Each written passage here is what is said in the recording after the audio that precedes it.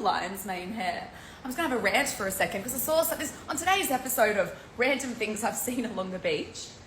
There was this man riding his bike with his daughter, like so cute. I was like, oh bless, what a lovely.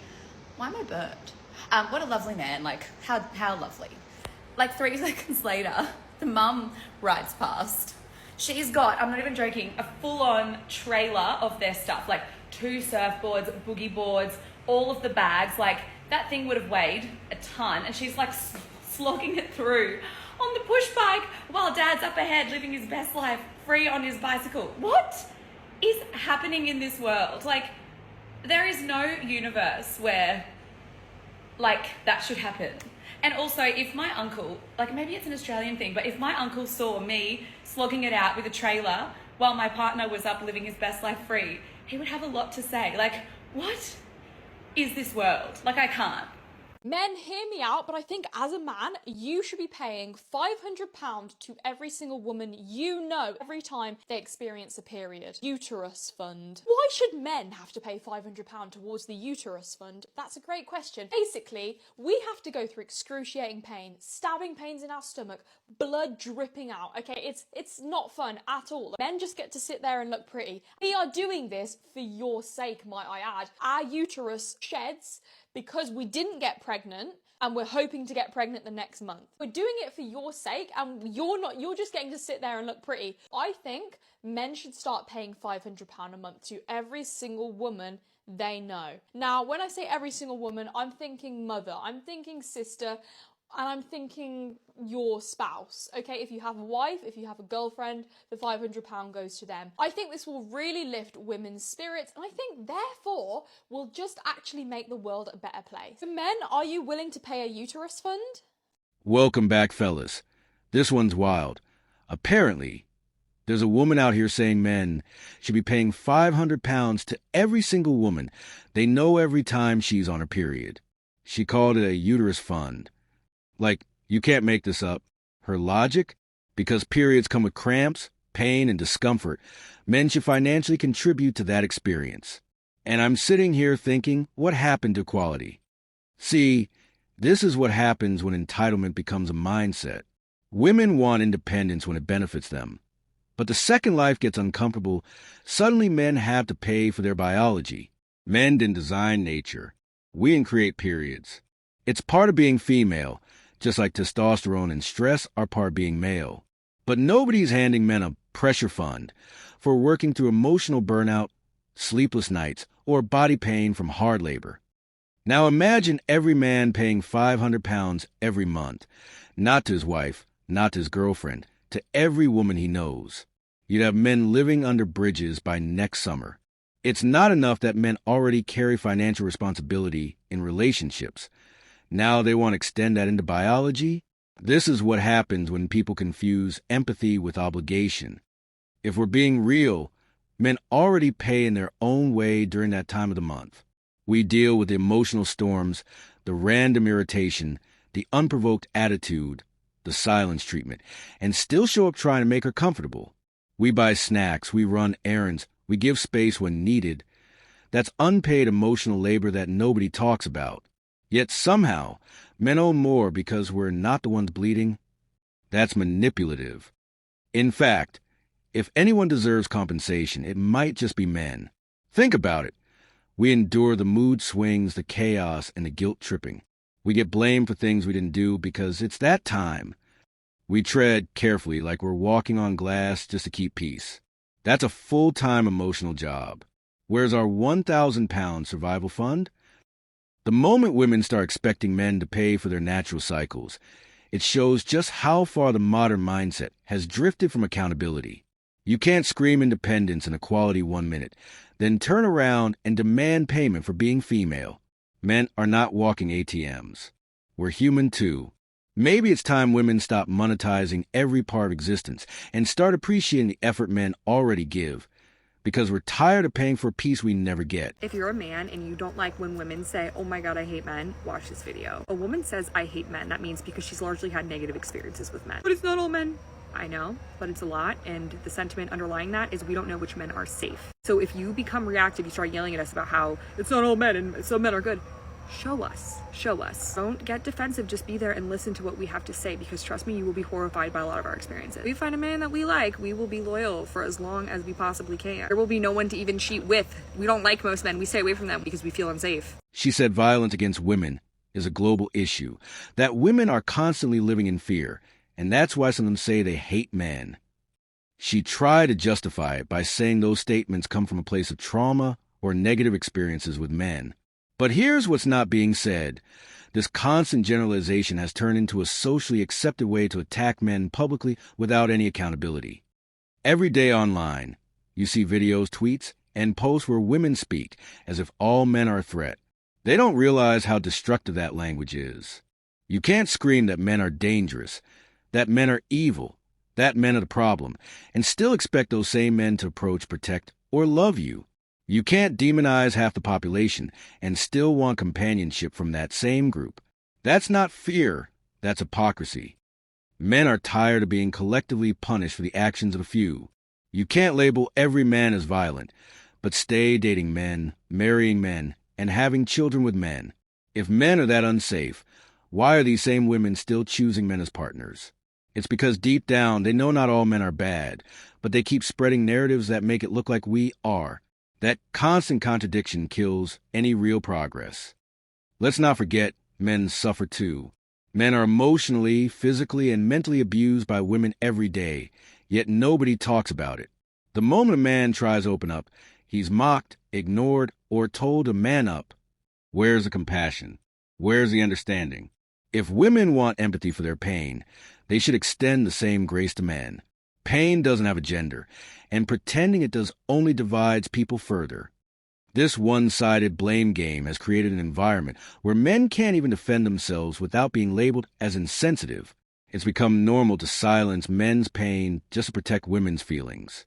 That's not equality, that's control. Women have built a culture of victimhood while refusing to acknowledge the damage they cause. They expect men to listen, apologize, and fix everything, while they contribute nothing to the healing process. If women genuinely want safety, respect, and understanding, they need to start by dropping the double standard. Stop weaponizing fear. Stop turning personal pain into public hate. You can't demand empathy while showing none.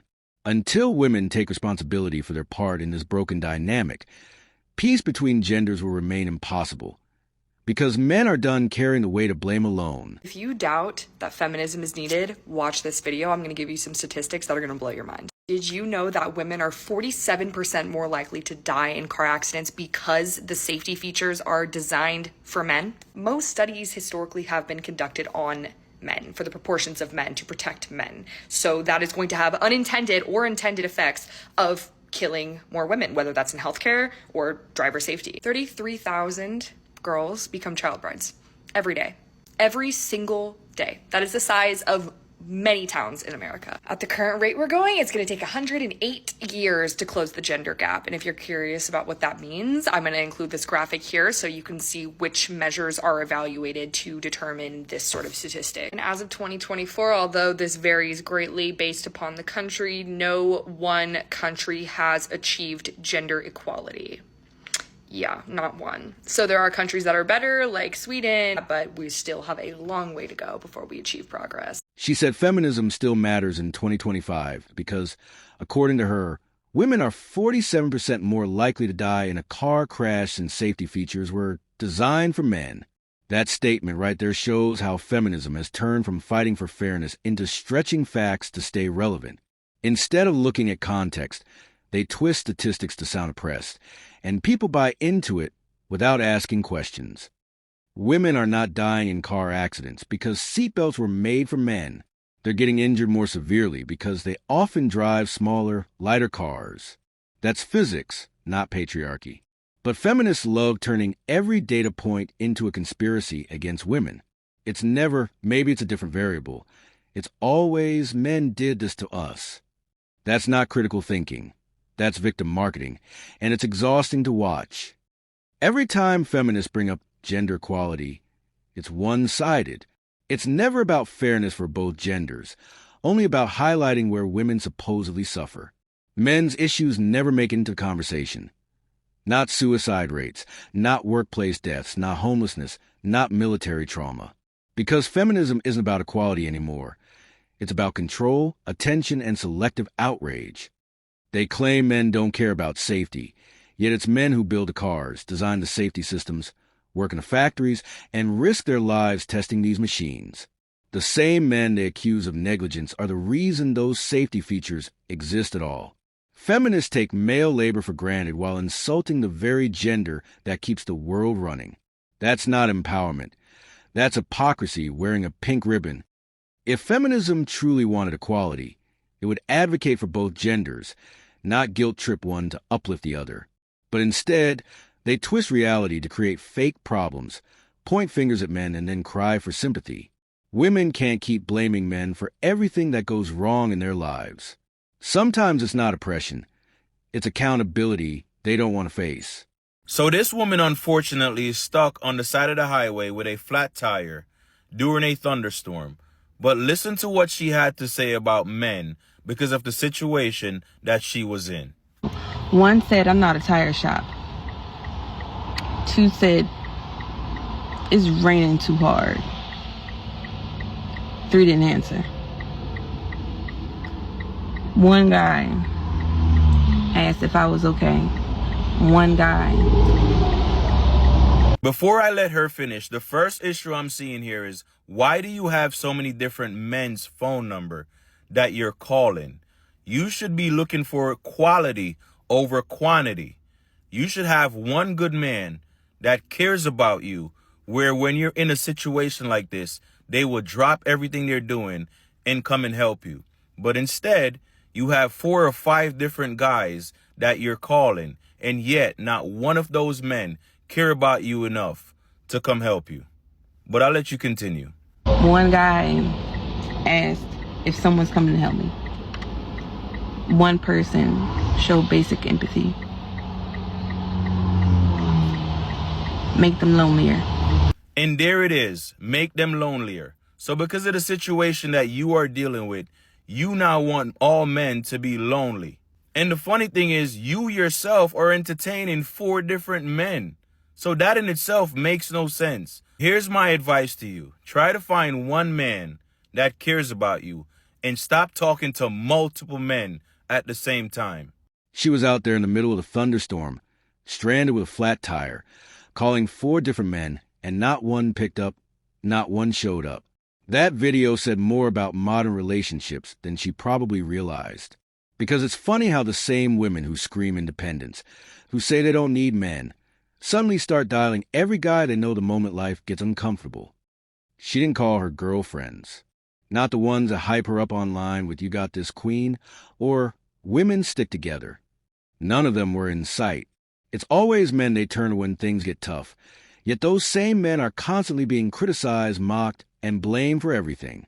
That double standard has gone unchecked for too long, and now it's catching up. If you spend years disrespecting men, using them for validation, or treating them like temporary entertainment, don't expect those same men to show up when you're in need. Respect isn't something you demand. It's something you earn. And men are starting to realize they don't owe effort, attention, or care to women who never valued them to begin with. She said she called 4 men. Not one was her boyfriend, not her husband, not even a real friend. Just random guys she had in her contact list. That right there exposes a problem. Modern women collect numbers, not relationships.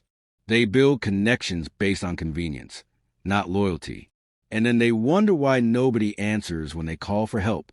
What she experienced wasn't men being cold. It was men setting boundaries. It was men saying, "We're done being used." You can't keep preaching independence while secretly relying on the same men you claim to be superior to. That's not empowerment.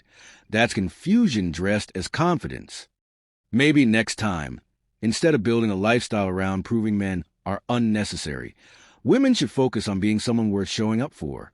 Because eventually that "I don't need a man" energy gets tested by reality. And in that moment, no slogan, no hashtag, no fake empowerment circle will come to the rescue. If you do not have money as a man, what is your worth? Are they actually trying to imply that unless a man has a certain amount of money, that he doesn't have any basic value as a person? Unfortunately, a lot of individuals, namely a lot of women that seem to have this opinion, seem to forget that every single person is valuable and has value. And I'm asking this as a genuine question. And that is the saddest part. Women literally hold the portal to life between our legs, and whether we decide to use it or not, or have the ability to use it or not, it's still there, and that's why women will always be worth what we are. Some women really seem to like to forget that in order for that portal to life to actually produce life, they actually need the contribution of a man.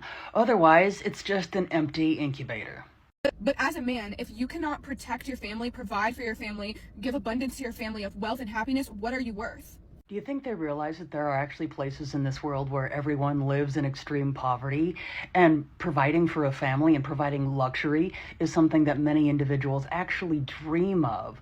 But then again, there are those out there that actually think that a person's worth is ultimately dependent on what they can do for another person. Unfortunately, a lot of individuals don't see the inherent value that every single person has. She said if a man doesn't have money, what's his worth?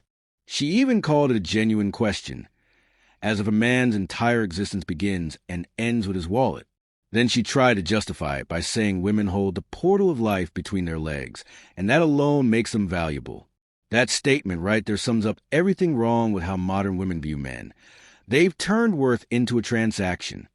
It's crazy how women keep talking about equality, but measure men by how much they can spend. They say they want love, but their version of love always seems to come with a price tag. A man without money is invisible, but a woman without morals still demands the world. How's that fair? Men are constantly being told to earn their value, while women believe they're born with it. That's not balance, that's arrogance. The problem is, society has let women get away with this mindset. They've been raised to believe their existence alone is enough, while men are judged by performance. If a man isn't making money, he's labeled useless, lazy, or not man enough.